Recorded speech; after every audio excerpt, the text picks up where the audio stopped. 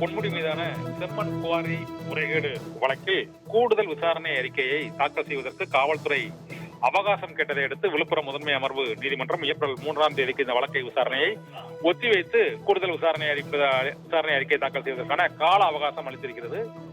2006ஆம் ஆண்டு திமுக ஆட்சியில் சுரங்கத்துறை மற்றும் கனிம வளத்துறை அமைச்சராக இருந்த பொன்முடி செம்மண் குவாரிகளுக்கு அனுமதி வழங்கியதில் 28.36 கோடி ரூபாய் அளவுக்கு முறைகேட்டில் ஈடுபட்டதாக அவர் மீது வழக்கு தொடரப்பட்டிருந்தது. இந்த வழக்கில் கூடுதல் விசாரணை அறிக்கையை தாக்கல் செய்ய வேண்டியிருப்பதால் அவகாசம் கோரி காவல்துறையின் தரப்பில் விழுப்புரம் முதன்மை அமர்வு நீதிமன்றத்தில் கோரப்பட்டது.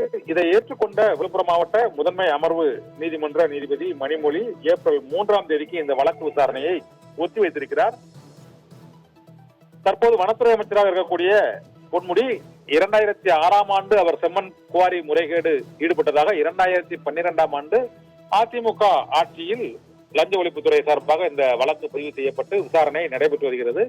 இந்த விசாரணையில் தான் இன்று கூடுதல் விசாரணை அறிக்கையை தாக்கல் செய்வதற்கான கால அவகாசம் வேண்டும் என்று காவல்துறை தரப்பில் அனுமதி கோரப்பட்டது. இதற்கான அனுமதி வழங்கப்பட்டு இந்த வழக்கு விசாரணையானது ஏப்ரல் 3ஆம் தேதிக்கு ஒத்திவைத்து விழுப்புரம் முதன்மை அமர்வு நீதிமன்றம் குற்றப்பிரிவு போலீசாருக்கு அனுமதி அளித்து உத்தரவிட்டிருக்கிறது.